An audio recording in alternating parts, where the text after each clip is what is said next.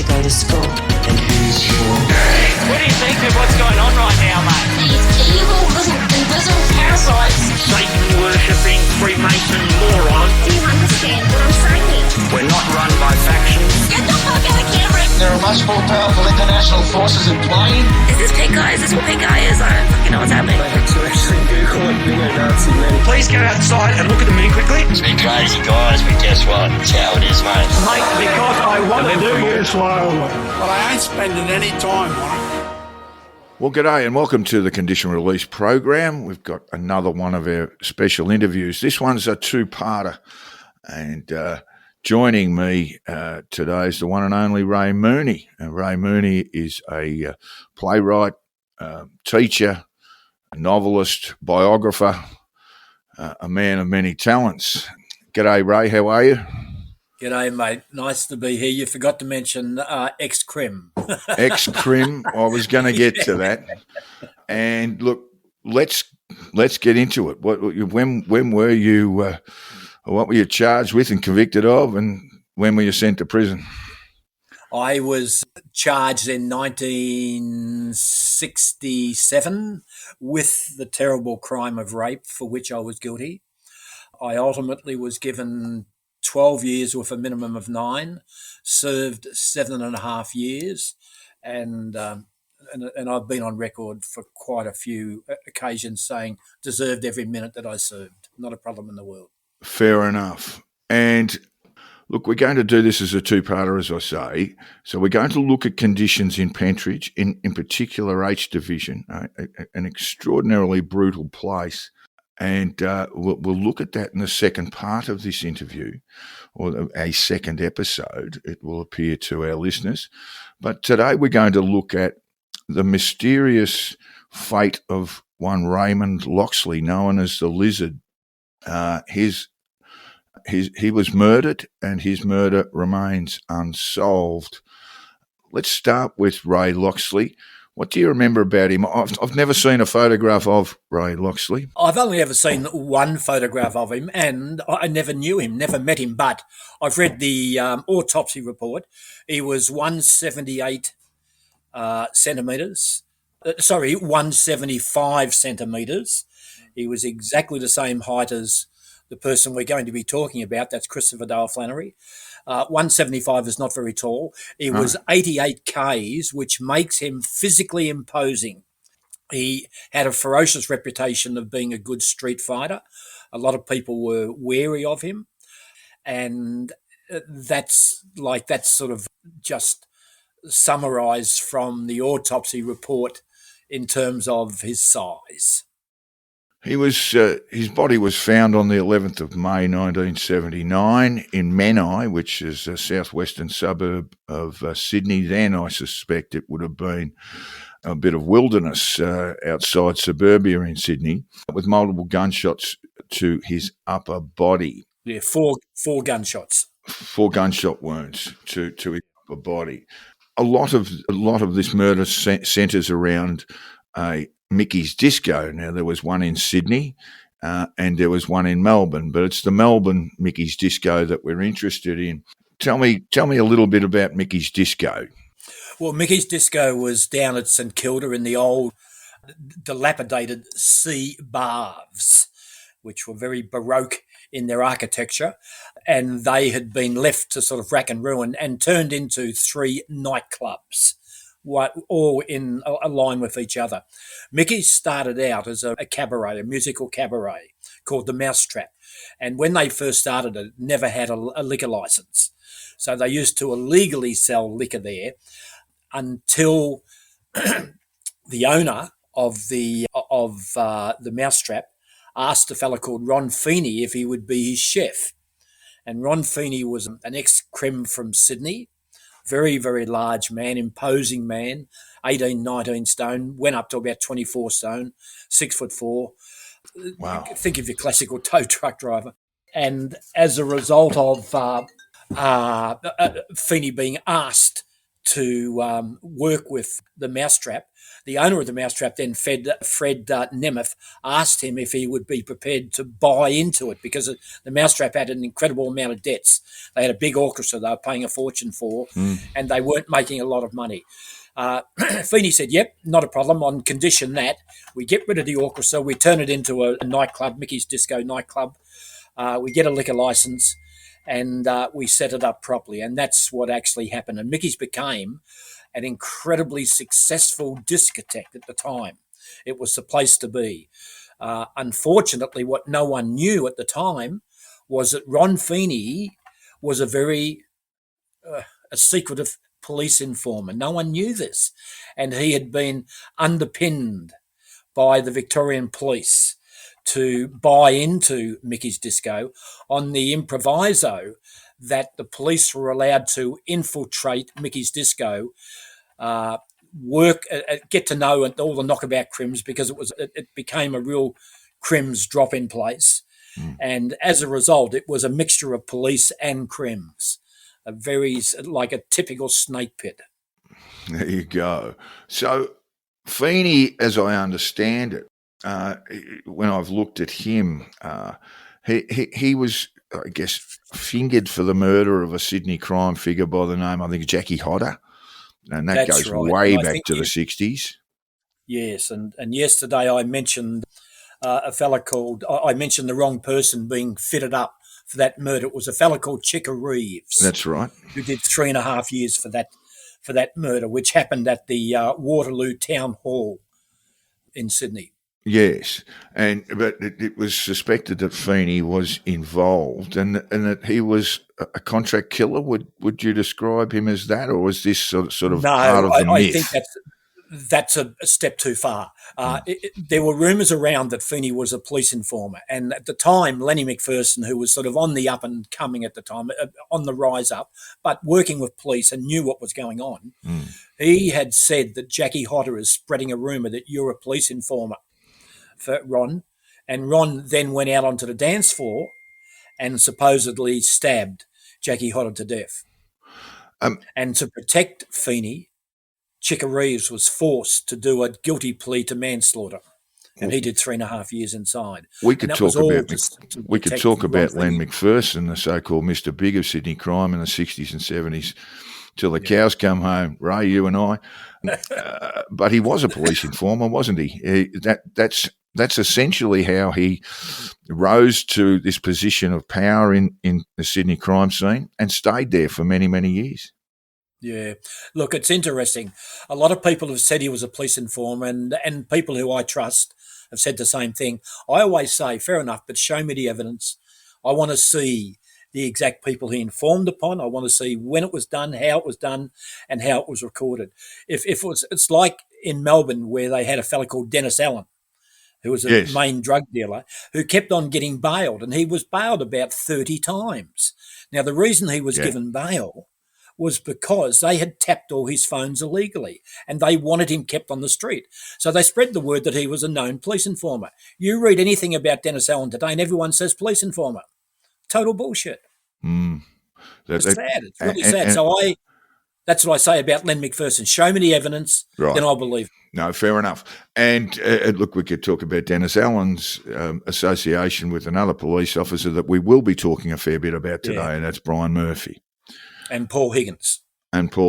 Yes. They both protected. They were the ones who went to the magistrates and the judges saying, let this guy out. We need him on the streets. And the reason they needed him on the streets was because he was a major heroin dealer. And they were simultaneously, this is the police, putting in information supposedly in Dennis Allen's name and collecting money for it to pay Dennis Allen that he knew nothing about. Yeah.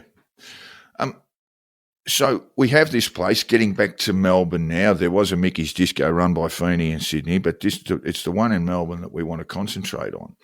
Yes. Because it was this, I guess, a den of iniquity where police and some of Melbourne's more serious criminals rubbed shoulders, perhaps involuntarily, Ray. Yes. The Mickey's Disco came after the Melbourne Disco, by the way. Mickey's Disco in Sydney was at Hampton Court Hotel in Bayswater Road. That was set up after they set up the Mickey's Disco in Melbourne. Oh, I see. I thought the Sydney Sydney No, club it had was the other way around. predated And it. Feeney was taken up to set it up and to potentially orchestrate the running of it. And that's where he sort of met Locksley. Okay. But the Melbourne one is the one we want to. Yeah, so he meets Locksley in Mickey's Disco in Sydney. In Sydney, yes. And Locksley says, look, I'm your man. If you need a bodyguard, I'm prepared to be your bodyguard in Melbourne. I'm the guy who will put people off for you. That's what he sold himself as. And Feeney's on record of telling a lot of people this story.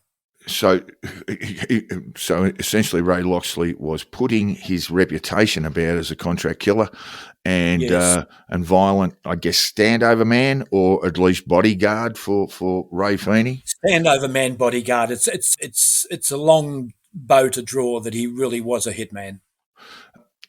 They must have looked quite odd together. Ray Feeney, this large, hulking human being, with his bodyguard who was 175 tall and about 80 kilograms, but I guess rippling fit. Yeah, but Locksley could fight. He was a good fighter. Okay, so into this Mickey's Disco comes Christopher Dale Flannery.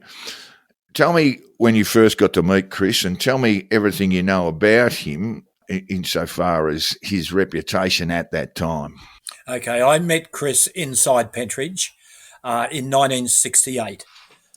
He, along with another known Melbourne criminal called Laurie Prendergast, had been sentenced to 7 with a 4 for rape. Yes. Chris wanted me to look at his transcripts to see, because he knew that I'd been to university when I was young.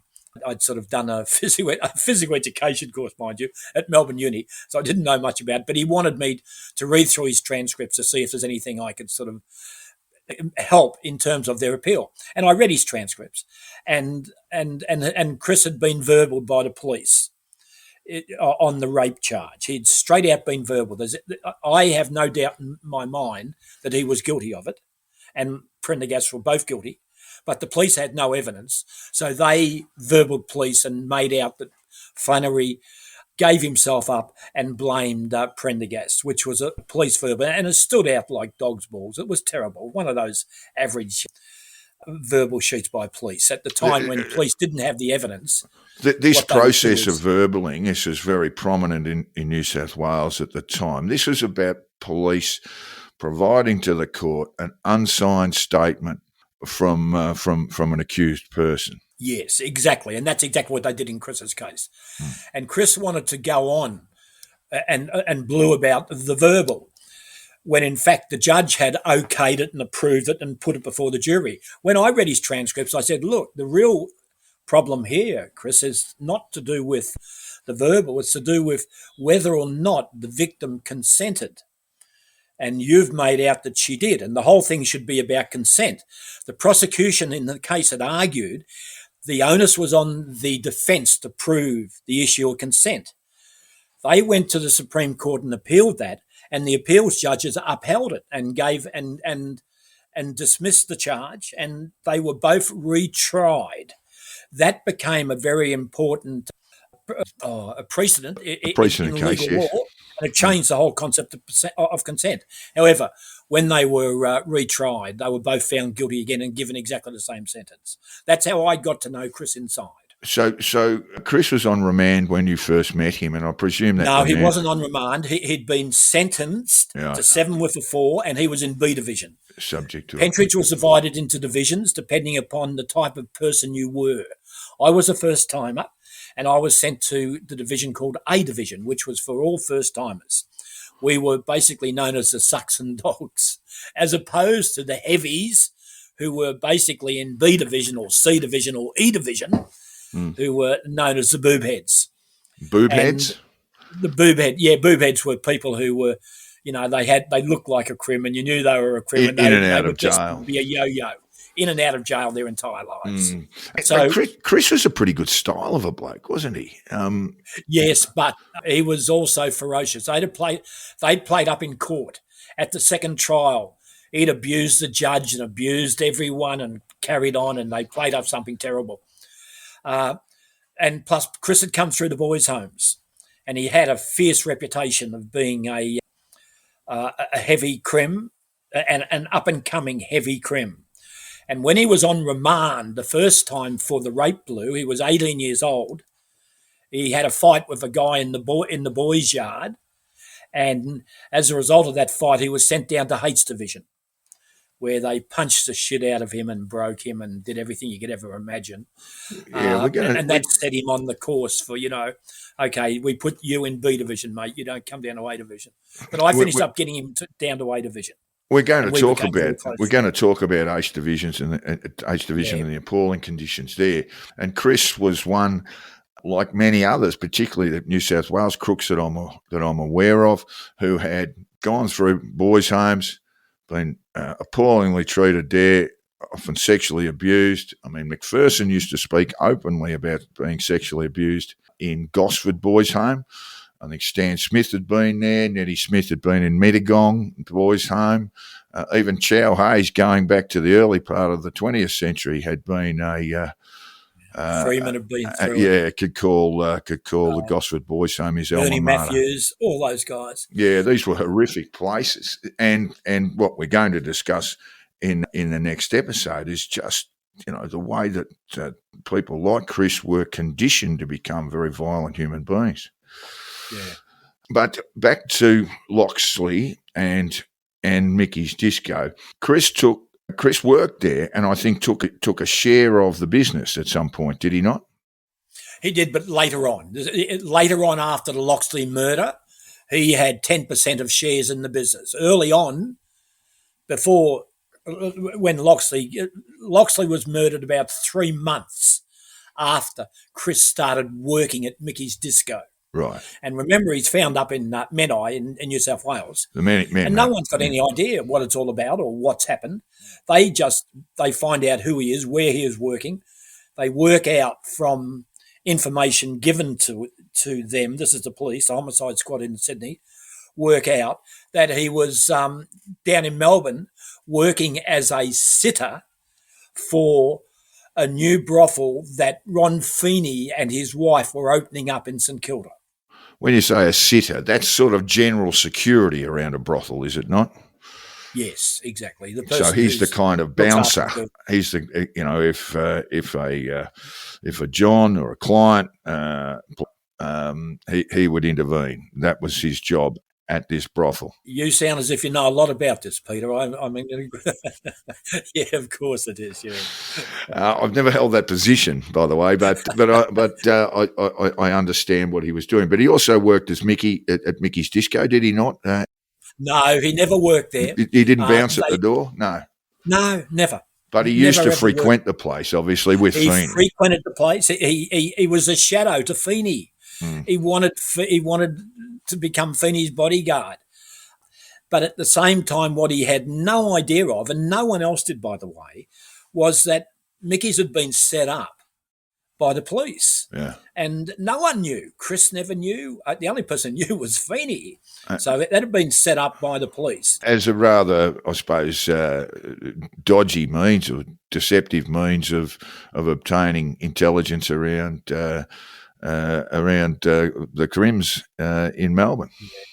Look, there's an area that's worth us sort of just touching on because most people don't really understand what it means. I once wrote a book called A Green Light, which was all about what we're talking about now. Yes. It was about inside Pentridge and then getting out of Mickey's Disco and how it all operated and how the underworld operated.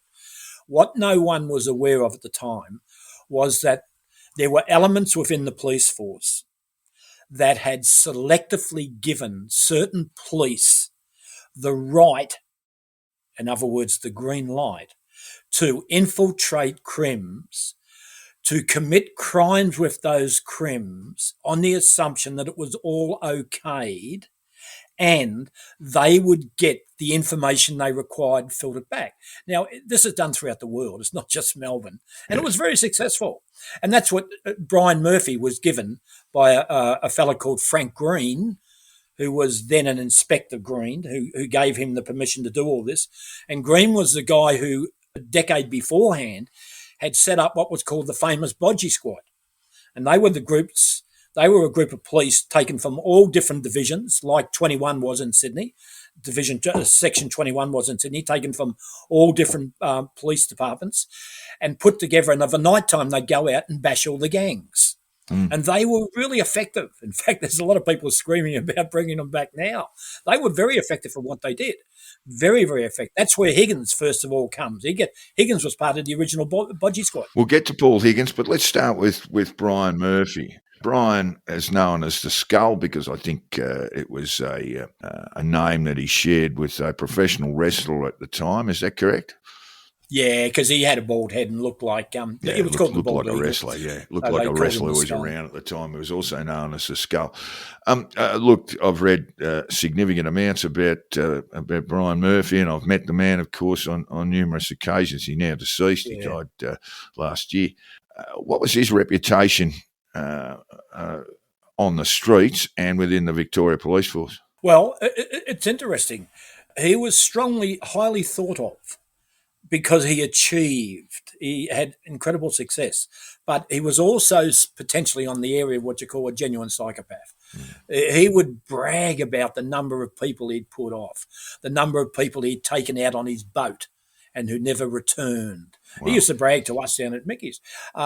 He was, and I understand now why. It was so he would get everyone on side. And they would start to think, oh, Murphy can be trusted. He's one of us. He's one of these guys who's... But even his own people were scared of Murphy. Murphy was a genuine psychopath.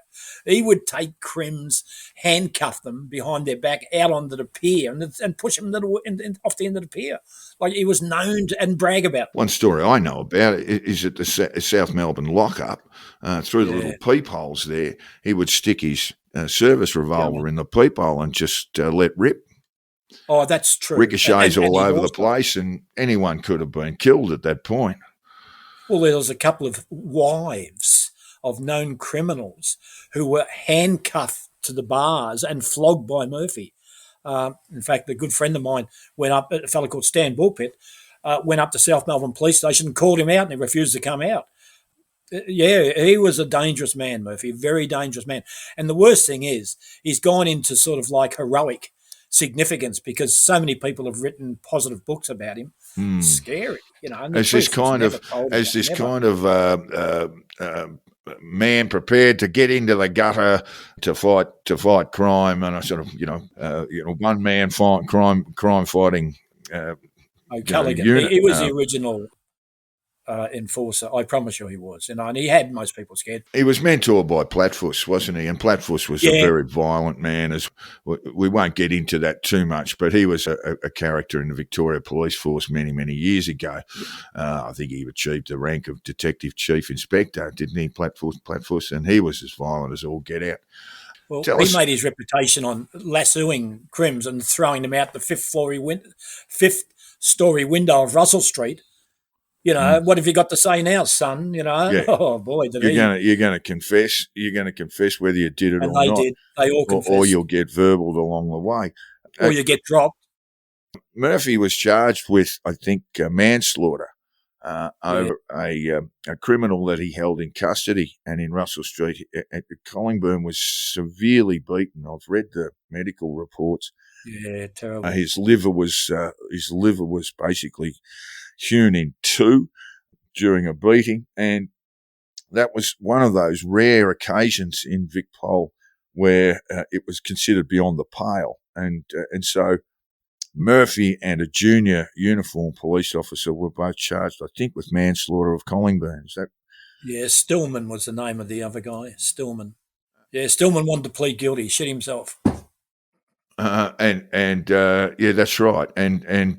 But ultimately, both men were acquitted at trial.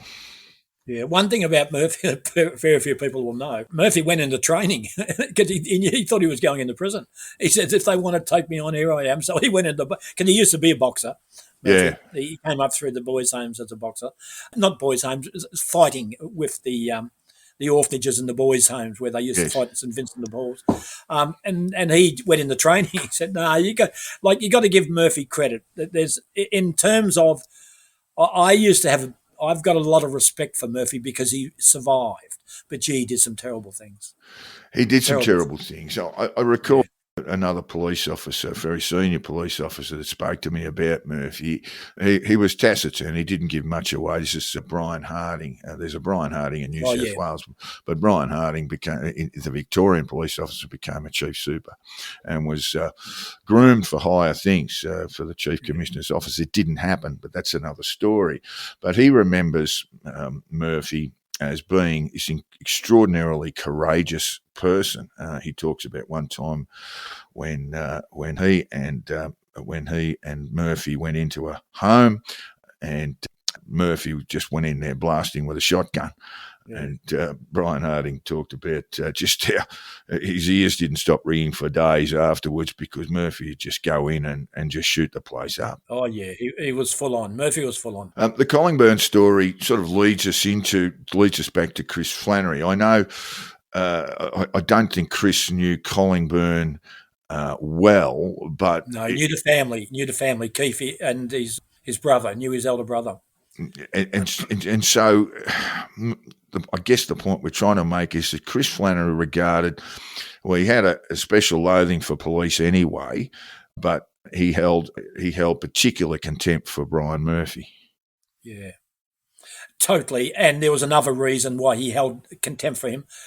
Chris was a very close friend of a fellow called Joey Hamilton, who was a known crim, who was inside when we were all inside. And Joey Hamilton criticised police heavily because he'd been verbaled for crimes he didn't commit, and he'd gone out to really hunt down corrupt police. And he was one of the main reasons for what brought about the Beach inquiry. Anyway, His house was blown up, and it was blown up by Brian Murphy, who bragged about it to everyone, and Tom Erickson, a private detective. Yes, he's a very fascinating character, but... This is not a firebombing. This is not an act of arson. They actually blew his house up. They blew his house up. Look, one of the things that people need to be aware of is that a lot of people said, oh, look, I've seen Brian Murphy's house and I've been to his place. If he was corrupt and had money, you certainly couldn't see it in terms of how he lived. And that's true. But now, look, I visited Murphy at his home. It was a modest house. It was a large place in Albert Park, and in today's money would be worth a lot of dough. But back in those days, I mean, Albert Park, Middle Park, South Melbourne, these were working class areas. Yes, and what happened was with Murphy, he was an extreme right wing Catholic and locked into the IRA. And of course, that's where he was funded. Like all his sort of ill-gotten gains were transferred through the IRA. And they, in turn, allowed Erickson access to explosives, which was how they blew up Joey Hamilton's house. We're briefly going to touch on Erickson because he's just an extraordinary character. At the time of his death, I mean, I think he was a single-leg amputee. Yeah, he had diabetes. That's right. But at the time... He fell out with Brian Murphy. They fell out really badly, and they became sworn enemies. That's where Flannery gets caught in the middle of them. So Erickson is this private investigator. At the time of his death, he was charged with basically blowing up a commercial aircraft, a list of extraordinary crimes that he was charged with. Well, they charged him with all these pedophile charges, which were just bullshit. They put a whole list of pedophile charges on him, and it was total rubbish. My memory of him is that he used to have a column in a Sunday paper in Melbourne. I don't know if you remember that. I think that was Erickson. He had a sort of column, a sort of skullduggery column in one of the Sunday papers, possibly the Melbourne Sunday Observer back in the day. Oh, that's interesting. Although I might have confused him with another private investigator. You might have. I can't remember that. Yeah, it was an extraordinary character, and it just spoke. I mean, I just remember the list of crimes he was charged with. He basically, my memory is that he died in the courtroom. No, they amputated his but leg. Certainly he died while on trial. Yes, they amputated his leg, and the Sydney police want to interview him over the Locksley murder, and he told them to piss off and wouldn't cooperate. And they sort of gave him a terrible time and And in the end, Erickson put it down to without saying, my death might have been caused by the police threatening me and pressuring me to give false evidence against Chris Flannery. Yeah. So in this, you've created a very, very fine sort of context for all of this. Chris has been released from prison, and he begins work as a barman at Mickey's Disco in St Kilda. Before that, he worked at a dairy for 9 months. Yeah. Where he was starting work at 4:00 in the morning down in Aspendale. Right. And then, as a result, 9 months after he got out, then it was his wife, Kathy, arranged for him to get a job as a barman at Mickey's. And that's where, in fact, he lived. He was a resident of Aspendale at the time. Aspendale, yes. Chris is pouring beers.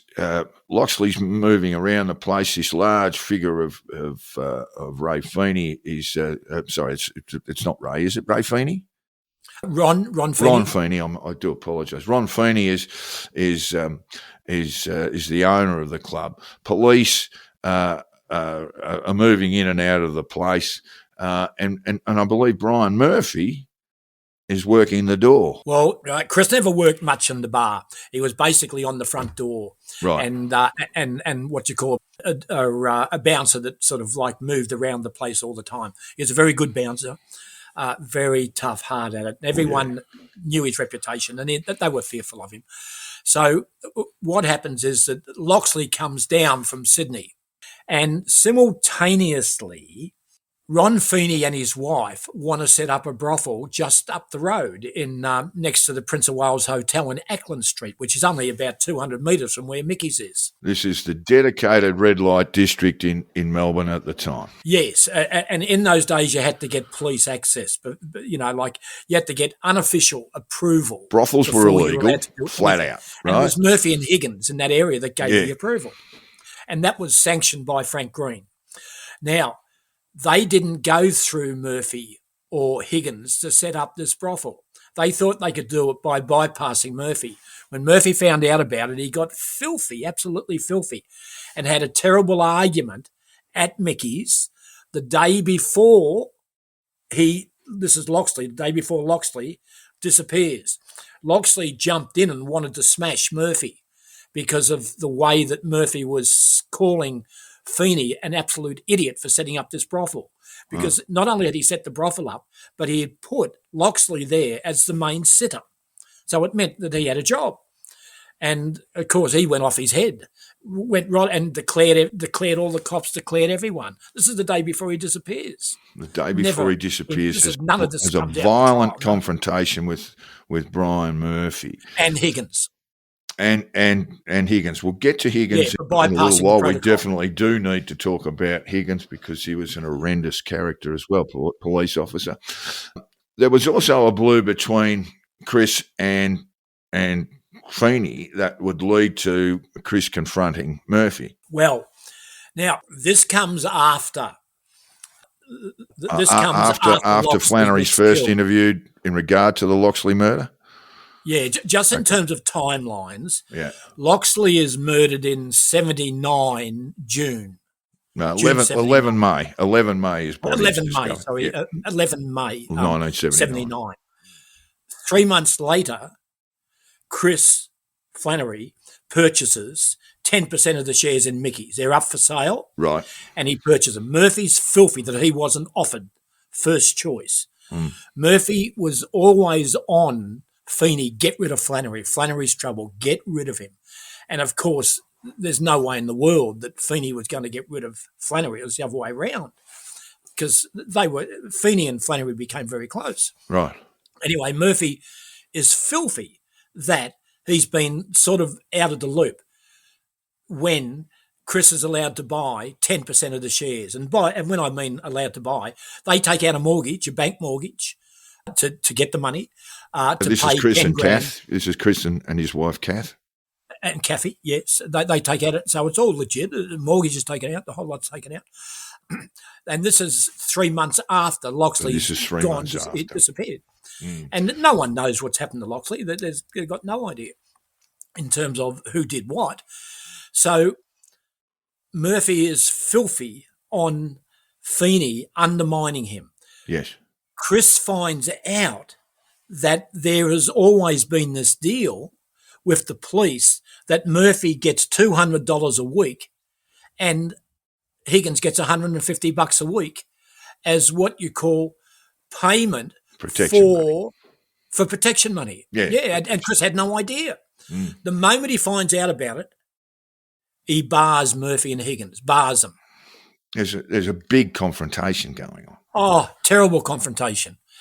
So, straight after barring Murphy and Higgins, we've missed one little area that's very important. Go on.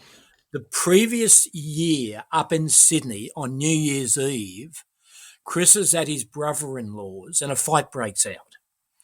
And a doctor gets hit in the jaw. The doctor's jaw is broken. Chris gets charged with that and he is sentenced to a year's imprisonment. He appeals it and he's on appeal. 3 months. Yep. We just need to keep that sort of in mind, that all the time Chris is on appeal bail from New South Wales. Yeah, I believe. Believe that. No, sorry, I'll take it back. He's not on appeal bail. It was a party at a suburban home from memory, wasn't it? Yeah, his brother-in-law, Chris's brother-in-law. Right. I do recall. McGarlis was the name. He's a builder.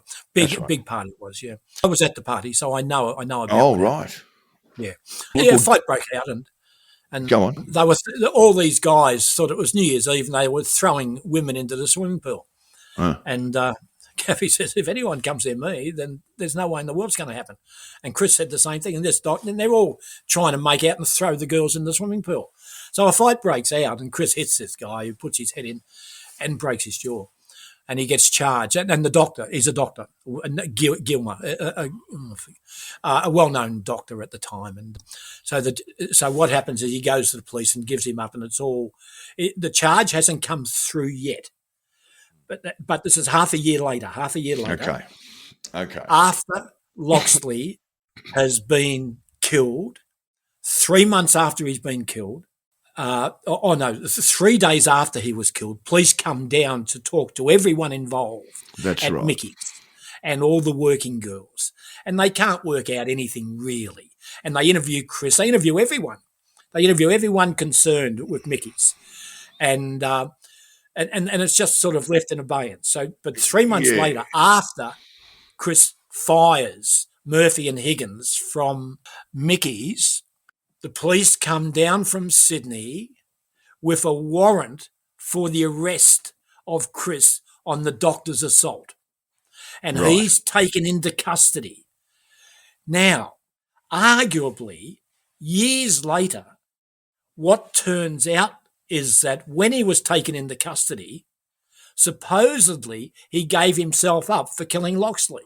We'll get to that in a minute. This is not revealed until we'll get 2 to that years later. Because we have a statement from Murphy that we want to go through, and it is just extraordinary. But I believe a Sergeant Lyndon Reed interviewed Chris Flannery in relation to the Locksley murder about 4 days afterwards. 3 days after. At Chris's home in Aspendale. That's right. And I'll just turn to that statement that Reed, the police officer, subsequently provided. And it again, we've just got to remember, our listeners need to remember just that Chris's approach towards police was highly aggressive. He deeply loathed police just as a general rule. So Lyndon Reed comes in, he said he went to the front door at Flannery's home. He was invited in and he was asked about the murder of Raymond Francis Locksley, whose body had been found in Menai the previous Saturday. Flannery says, according to Reed, says, yes, I heard about it.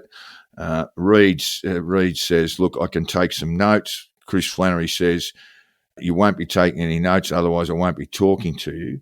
And then Flannery offers his alibi evidence on that particular time, and then he starts. It's almost, Reed's statement indicates this is sort of cooperation between Chris and him. So we get past the get past the alibi evidence, Chris maintains, he said, he'd known Locksley for 3 months. He was working. He had not worked at Mickey's Disco that night. He had appeared there later on, but he'd been with you. He'd been with you on the evening prior to the murder of Ray Locksley. Yeah. And then he goes on. This is the bit that staggers me. And Chris is almost conversational with this police officer and said, look, I heard that Locksley was involved in murders, but on the Gold Coast he'd fallen out with another group of crims over a drug deal, and that he was, a problematic crook. He was always in and out of trouble. Now, that strikes me as just being very strange, given Chris's relationship with police generally. So that's a verbal, isn't it, in a way? Reed's statement is a verbal. Here's what needs to be factored into that, Peter. What you just read out didn't appear officially until 2.5 years later. Reed never did that at the time. Mm. What Reed said was that, when I got home, I put down some notes and passed those notes on to Detective Worsley. He doesn't write that up for 2.5 years. Yeah, this is not a contemporaneous account. Not even, honestly. Who'd believe that?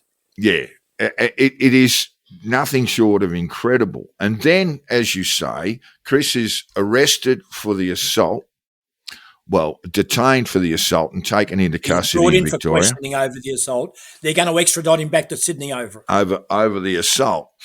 Yeah, that. By the way, that's never mentioned at the trial because they can't mention any of that stuff at the trial. Yes, of course.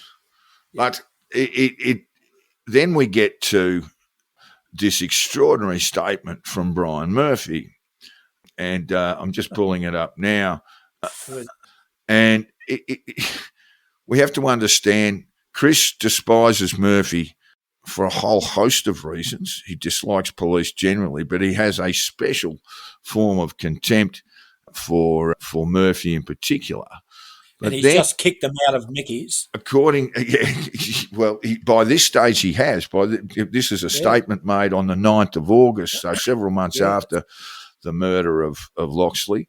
Murphy provides a statement essentially where Flannery has asked to speak to him in person while in custody, presumably at Russell Street, muster room of the homicide office. Yep, definitely. And Murphy provides this account where Flannery essentially confesses to the murder.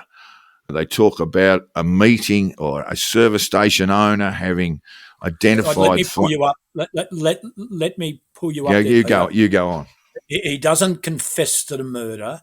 He confesses to having driven Locksley up to Menai and says he is standing over the girls at the brothel. He never says to Murphy, I actually killed him. Right. But he does say things like, can you get this beaten down to a manslaughter, Brian? Exactly. He says all that. Right. That's all Murphy, yep. Which is, tantamount to a confession. Totally. But what I'm asking, I mean, there's a sense of disbelief about this statement from Murphy. Firstly, why would Flannery ask to speak to him in person? And then we have this, confession, it may not be the right word, but Flannery is tearful. Flannery is crying, considering his... Had you ever seen Chris Flannery cry? What am I going to do about the kids? Hey? What am I going to do about the kids, yeah. Brian? Have you ever seen Chris Flannery cry in custody? It's bizarre. No, Peter, of course not. No. So this is a verbal, in a sense, isn't it? It's somewhat different to a verbal in that it is the statement of Brian Murphy, an account of his meeting with Flannery at the muster room in the homicide office at Russell Street Police Station on the 9th of August 1979. In fact, it goes on to say that Kath appeared there and said, "What are you crying for, Chris?" And he said, "Oh, we're just working it out with Mr. Murphy." I mean, whole it's just so nonsensical.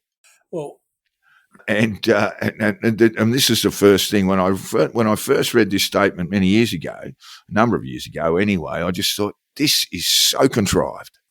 this, by the way, was a statement that the legal fraternity used to share at their dinner parties and laugh over.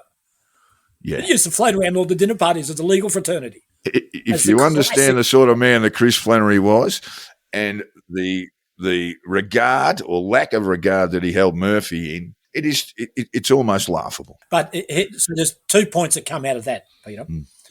If that verbal sheet had have been factual and true, and that's exactly what happened, Flannery would have been charged with murder straight away. Yeah. There's no two ways about it. He would have been charged there on the spot.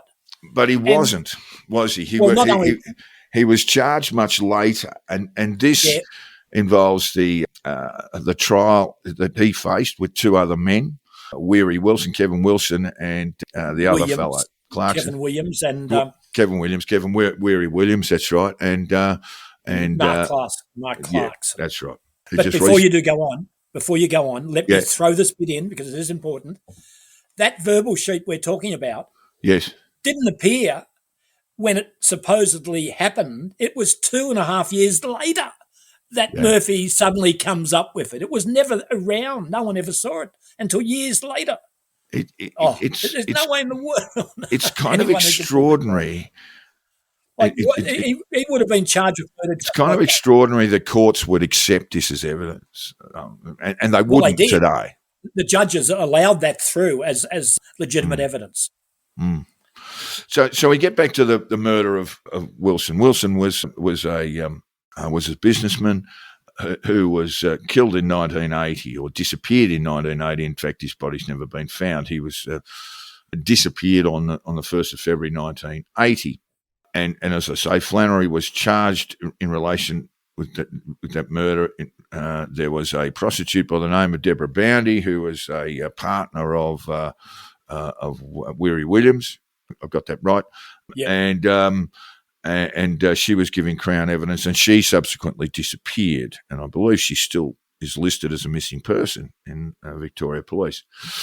Feeney gave murder. It was actually the longest murder trial in Victorian history. Yeah. Went on for months and months, Ray. But during the course of that trial, Ron Feeney gave evidence, and his evidence is really telling about this, about the murder of Wilson. Just before you do go on, he was forced to give evidence. He didn't want to. He did everything he possibly could to avoid giving evidence because it meant he would be outed as an informer. He's asked a number of questions. I'll just go through a little bit of the statement here. Have you had conversations with police officers about a conversation that relates to the allegations of the conspiracy to murder Wilson from Flannery and Mr. Clarkson? He says, yes, I went into homicide, but before I went in, Detective Murphy told me certain things, that allegations had been made against me and himself by Mr. Flannery and Mrs. Flannery and Tom Erickson. Now, we are led to believe that Chris Flannery would be a police informant in that little bit of evidence there, or that is at least what Murphy had told Feeney. And also, prior to that, I had a shotgun blast put into my car in my driveway, and I was under the impression, which I now know to be wrong, that it was something to do with Mr. Flannery. We can only speculate as to who fired that blast. It was Higgins who fired the shotgun. I can imagine it would have been either he or Murphy. I went in there with an attitude that I was prepared to say anything against Mr. Flannery, and I was asked by Detective Murphy to go in and do everything I could to send him down the drain because he had something to do with the shotgun blast. But I now find out I know the person who did the shotgun blast, and it had nothing to do with Mr. Flannery. His testimony goes on. The extraordinary thing that Ron Feeney's parole officer was Brian Murphy. Yeah. How does that happen? Well, that's the $64,000 question. That's the conspiracy of setting up Feeney working with the police down in Melbourne. He was paroled from New South Wales, having served 18 months for floating dud checks, into the company of Brian Murphy, who was his parole officer. Unheard of. And the judge, from unbelievable. what you're reading, couldn't believe it. He's asked later in his testimony, as a result, you ended up going to Russell Street with a story about Flannery and the death of Roger Wilson that was false. And Feeney replies, well, that wasn't the only story that I was told was false. There was or maybe so, Mr. Feeney, counsel for Chris Flannery and others asked, maybe so, Mr. Feeney, but you did go to Russell Street and give an account of a conversation that you told the police you had with Flannery, and it was all false. And Feeney says that is right. And you did that after some discussion with Detective Sergeant Murphy. He said, that's right. You wanted to make allegations against Flannery? Yes. Mr. Murphy had some part in the running of this Mickey's Disco. Feeney replies, in some type of way, yes. Well, did he have a part in running it? He's asked. Well, he never really had much to say in the running of it, the paying of bills, but he had a lot to say in respect of who came into the place. He's asked, I suggest to you that it went further than that, Mr. Feeney. I suggest to you he was in receipt of income from the place, wasn't he? Feeney replies, there had been occasions when there had been a lot of money paid out to police, yes. In particular about Murphy, he's asked, to your knowledge, was he in receipt of income from Mickey's Disco? And Feeney replies that he was. And Flannery took exception to that, didn't he? Yes, him and his wife. And he made it clear to Mr. Murphy that neither he nor other police were welcome at Mickey's Disco, didn't he? That's right. And that's what started the hatred Murphy had for Flannery, was it not? I won't go on any further. But Feeney's basically given up Murphy for the verbal, not just on Locksley later, but the murder of Wilson. The murder of Wilson that everyone in true crime believes Chris Flannery committed.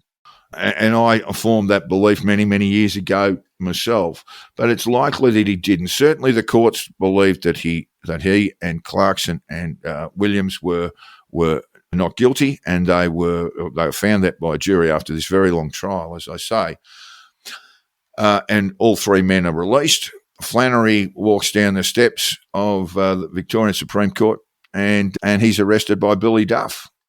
Bill Duff, yeah. I might just add, Bill Duff was a sidekick of Roger Rogerson's in New South Wales. Bill Duff was sent packing from the New South Wales Police Force when it was discovered on phone taps that he was involved in a conspiracy to import heroin into Australia from Thailand via New Guinea. And then after he left the force, he was subsequently, a number of years later, he was convicted of heroin supply and sent to prison. So here we have the very distinct possibility that Flannery has been verbaled for the murder of Wilson, or at least set up, and then he is arrested for the murder of Ray Locksley, and he's extradited to New South Wales in the custody of Bill Duff. That's right. And because the evidence was so flimsy, was given bail on a murder charge. Unheard of in Sydney. Unheard of. Now, I always thought of that, because the first thing he did, I'm told, he had asked to speak, that's Chris Flannery, had actually asked to speak to Roger Rogerson. No, that's not quite the Probably case. not true. There was a bail officer, wasn't there, who subsequently disappeared in Melbourne, and it's a subject of Blue Murder with Ned Smith. Brian Alexander. That's Brian Ned Alexander. Smith tying him to an old cooker and Brian Alexander was a legal clerk. Yes, and he was the one who came down to Melbourne and took all the statements regarding the Locksley murder of Flannery's witnesses, and of which he interviewed me, and I gave him a statement. So the police had access to exactly what Flannery's defence was and was going to be, because it was an alibi defence. And if you give an alibi defence, you've got to give the details to the police in advance, which is what he did. Just to clarify, I think Alexander's murder, and he's considered murdered, he was, there was in fact a commission of inquiry that he was believed to have been assisting with.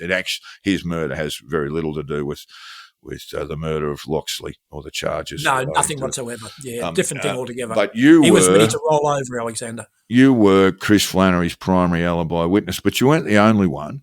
No. We won't refer to the statements that were made, but Chris was supposed to work at Mickey's Disco at about 8 o'clock that night. He was feeling unwell, and he decided to stay home. And then you, I think, contacted him. You had some writing that you wanted him to assist you with, and that you visited his place in Aspendale. This is the night before Ray Locksley was found dead in Menai. This is in Aspendale, Melbourne. At around about 8:30 or 9 o'clock, you attended his home. Is that correct? Yeah, exactly. And not just that. After a period of time, you and Chris have decided to go to Mickey's Disco that night. Yes. I'd written 2 stage plays about Chris. Right. I'd written A Blue Freckle, which was based on, as a result of him being verbal but guilty of rape, called A Blue Freckle, and then I'd written Every Night. So he'd become a little bit of a sort of a celebrity in the criminal world through the theatre productions that I had actually done. And that happened, this is before Locksley's dead. This is well before Locksley. And I had, at that stage, I had a dual partnership in the licence of the Dalesford Speed Track, which was a heavy hot rods up in Dalesford. Right. And Chris was one of the guys we used as a pitmaster. In other words, a bouncer in the pits. And what happened during that period were the petrol strikes. So there was no I remember this. Yeah, well, we had, like, our biggest event was going to be Easter, and no one had petrol. So we had illegally gone to South Australia, brought all this petrol back in illegal 5-gallon drums and what have you, which we sold on the side of the road and blah, blah, blah. Anyway, I wanted to write a film script about that whole scenario. And I sort of wanted to talk to Chris about it because I didn't want to do it unless he was sort of, if I was going to use him, I wanted him to know that what I was going to do. So I got in touch with him and said, look, mate, what are you doing? I'll come down to the club and hopefully we can have a bit of a time to talk. He said, look, I'm crook. I got the flu. I said, oh, okay. Any chance of coming over? He said, yeah. I know he didn't want to, but he did. That very night, there was a new show at Mickey's. They used to put on floor shows. And that night there was a new floor show. And Chris was upset that he wasn't there. He'd rung in sick. And at 11 o'clock, he says, I think the bar manager had given him a bit of a spray too. Oh, he had. Jerry Oldboss was really upset, because they needed him there. It was a big night. It was a big job on the night you open a show, and your main guy's not, your main sort of like, you're almost your stage manager, roustabout type of guy is not there to keep everything in control. Anyway, we went down there that night. So you would have got down there. You were in Chris's company. We just want to establish the alibi here, mate. So you were in Chris's company until, let's say, around midnight, and then you both went to Mickey's. Yeah. Look, there is one thing that we need to factor into it. Right. And this is very, very important. In those verbal sheets that Murphy came up with, that Wolseley came up with, and that Duff came up with, they have Chris admitting to driving Locksley to Menai and falling out over some silly argument, and Chris driving off and leaving him there at 6 a.m. in the morning. Yeah. Now, that's crucial, absolutely crucial. Absolutely crucial. It must be, for the benefit of our listeners, anyone who's ever done a Sydney to Melbourne or a Melbourne to Sydney drive, in those days, and we're talking 1979, it's an 11-hour trip flat stick. Totally. Absolutely. Closer to 12 or 13. So Locksley is found, and we'll get to the circumstances around the time of death, but it was believed to be midday on the Saturday in 1979, 11th May, and you had been with Chris Flannery until midnight at his home. And in the morning. And then the pair of you go to Mickey's Disco, where he's seen by, well, presumably 30, 50, 60 people. Everyone, and 6 people give evidence. They get up in court and give sworn evidence that, he was there that night with me. We were both there. I stayed the night and left about 8 o'clock in the morning, and Chris was still there.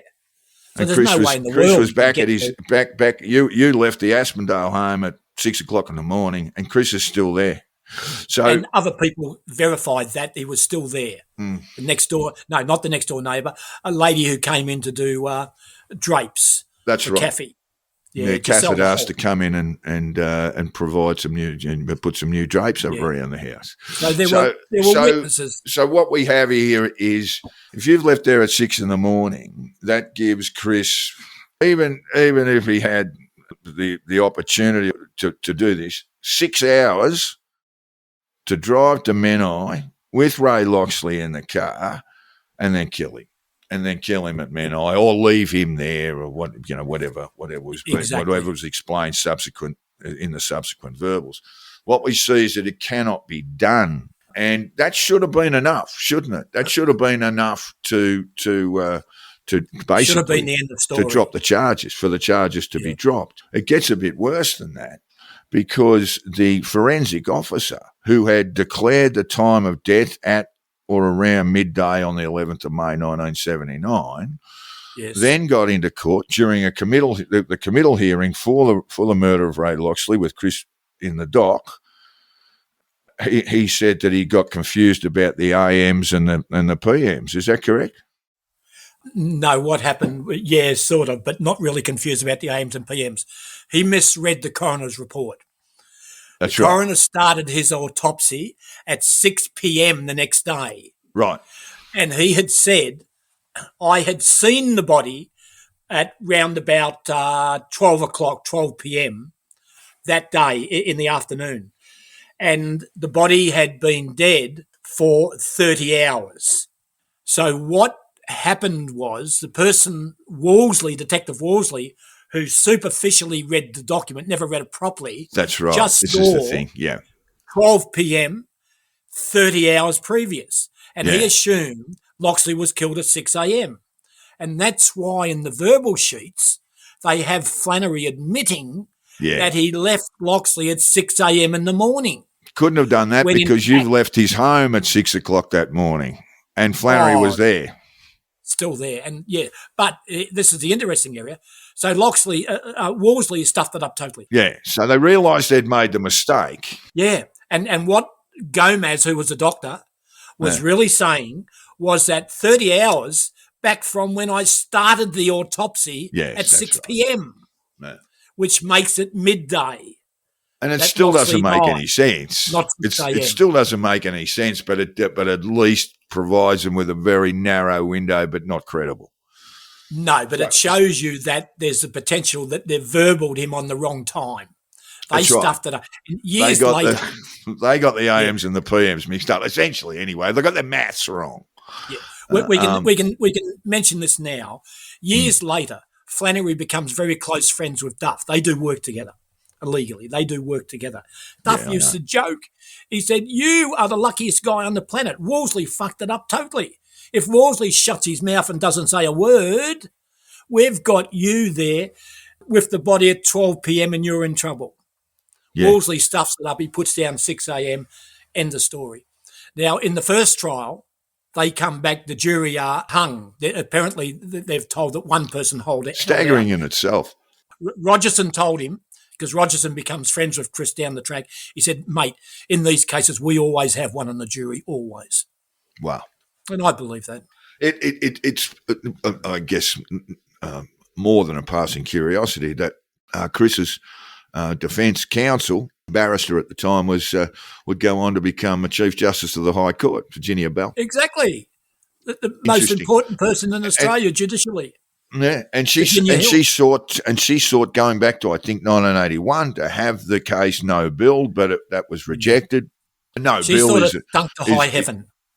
It stunk to high heaven. Ultimately, Chris was no billed. I think several months before he wasn't no billed. What happened was they retry him, and in the second trial, Gomez dies. That's right. So the judge dismisses it. The Gomez, the guy who said it wasn't no bill. He was still alive at 12 p.m. He dies. So he can't be questioned about this important information where he made a mistake. Because you rightfully said that Gomez said at the first committal that the body had been dead for 22 hours, which means that it had died round about midday the day before. In the trial, when the trial comes, Gomez changes that evidence. He now says, oh, yeah, look, okay, I made a mistake. I should have really said it could have been 48 hours. To accommodate the alibi. Well, yeah. And the judge protects him, everyone protects him. But they want to go for Gomez really badly in the second trial. But he dies. and then the judge throws it out. So it wasn't no bill. Okay, so it wasn't no bill. The charges were dismissed at court. No bills. She put in no bills, and it was rejected every time. And at this stage, Chris the charges against him are dismissed. And from memory, you might be able to help me with this. It's around February 1985, so several months before he disappeared. Disappeared on 9 May 1985. He disappears in May 85. Yeah, that's right. Chris disappears May 85. And I think the charges were dismissed earlier that year. Yes. No, the year before. Year before, okay. Yeah, definitely the year before. So we've established, have we not, and indeed the courts finally did, that Chris could not have committed that murder. Oh, there's no way in the world. Not that one. So the answer is, sorry, not the answer, and the question we probably can't answer is who did. Now, we know that Murphy and Higgins have had furious rows with Ray Locksley in Melbourne. We haven't perhaps gone into, and it's my mistake, we should have a look at the sort of character that Murphy's sidekick was, Paul Higgins. I met him once a number of years ago. Higgins was a serial rapist, essentially untouchable. You've talked a bit about his reputation within the force, reputation for violence. There is a case where a woman reported rape to police at the hands of Paul Higgins. And she was told by police when she went to report it, look, just go home and forget about it because Higgins is untouchable. Higgins was later charged with offences relating to the standover rackets that he and Murphy were running over Victoria's brothels. As a young kid growing up, there was a time there when I would have been about 18, 19, 20, so early 80s, where every weekend it seemed there was an arson attack on an illegal brothel. So there was a lot of protection rackets going on. Higgins was ultimately charged with offences relating to that. It's quite a famous sort of incident, actually, and was sentenced to jail convicted and sentenced to jail for 7 years. And I think he served 4.5. Yeah. So he was an unpleasant piece of work, Higgins. So when we look at the suspects, we've established that Chris Flannery could not have committed the murder of Ray Locksley. We've established also, and it's just an historical matter, that he was acquitted of the murder of Roger Wilson. And then we have to ask ourselves who could have killed him. I would say Higgins and Murphy were prime suspects in that murder, but there may be others, Ray. Look, it's interesting. I originally thought, Chris thought it was Higgins. He actually really did think it was him. But I always thought there's no way in the world that they would leave a body where they left it if it was them. They wouldn't leave a body around. They're too clever to do that. It's a good point. Normally out past their heads, they're strapped to something rather heavy. Oh, completely, mate. They would have put him through the crematorium. There's no doubt in the world. So what the prosecution refused to do, they wanted to find Chris guilty because he'd beaten the Roger Wilson one. They really believed in their mind that they'd escaped. They'd escaped the Roger Wilson one. So they wanted him to go down on Locksley no matter what. So therefore they put up no alternative motives of anyone who would want to kill Locksley. But Locksley, when he was working at Mickey's in Sydney, supposedly robbed the till of about, I don't know how much it was. I think it was about $7,500 or something. Anyway, robbed the place. That's one of the reasons he came down to Melbourne, making out, I want to work for you. I want to be your bodyguard, what have you. But Right. at the same time, he was trying to do drug deals with the Lebanese, and he had fallen out badly with the Lebanese crew, and they had come for him. And there was a really bad fight at Mickey's where a guy got stabbed, and they thought it was mistakenly for Locksley. So who knows? And I mean it, who knows? I don't really know. Who knows? But there were definitely alternatives that were never, ever floated by the police, by the prosecution. Yes. Again, and because of the fixation on Flannery, these things were never properly investigated. Oh, look, Flannery was front page news. The Roger Wilson was, as you said, the longest trial ever in Australian history. It was front page news for months, and you know, and he'd become an incredibly cult figure in a way because I'd done that play every night. Yes, which was on him. And I just Later want to on, remind made our into listeners, you will be able to see this film. You might be able to assist. It was turned into a film and an award-winning film. Every night. The lead actor who played the Flannery character, I'm just trying to think, he's a David wonderful Field. Australian. David Field. Wonderful Australian Billy actor. Hunter played the main screw. Yeah, Bill Hunter. Robbie Morgan the played late another great screw. Bill Hunter. I had the great joy of having a few beers with Bill. I'm glad it was only a few because Bill could get stuck in. But I think we've established here just a sort of nascent sort of corruption in Victoria. I think many people understand what was going on to a degree in New South Wales, through the blue murder coverage of Rogerson and Duff and Nettie Smith and obviously the portrayal of Chris Flannery. That we sort of see this as, the very famous blue murder. What we can't say in regard to Ray Locksley that it was a blue murder, that his murder was committed by police. There are certain grave suspicions around it, but there were a number of other avenues of inquiry that the police just chose to ignore. Yeah, like he was framed. There's no doubt that he was framed by the police for this one. I think it's just a bit of a long bow to to go the next step and say, well, it might have been because they themselves had actually killed Locksley.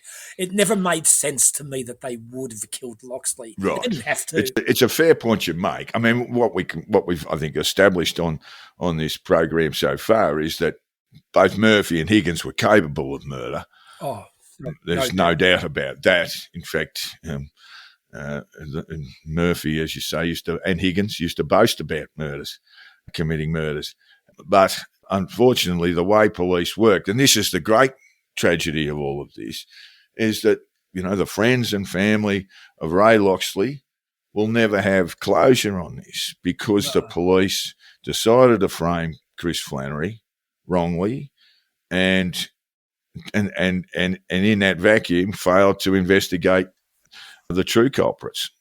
And now that will never be known. Well, in that vacuum, they allowed the most ridiculous police verbals to arise without any scrutiny whatsoever.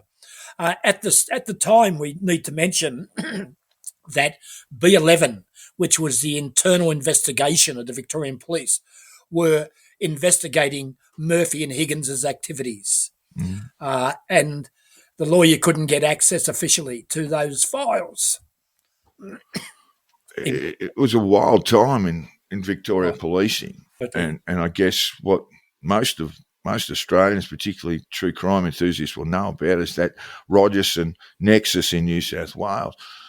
In the preceding decade, and we'll get to the Jenkinson inquiry in part 2, there'd also been the Kay inquiry into the homicide squad and other police officers who were running extortion rackets around illegal abortions, or all abortion was illegal in Victoria at the time. That led to the head of homicide being sentenced to 7 years in jail. Yeah, Matthews and Ford. Jack Ford.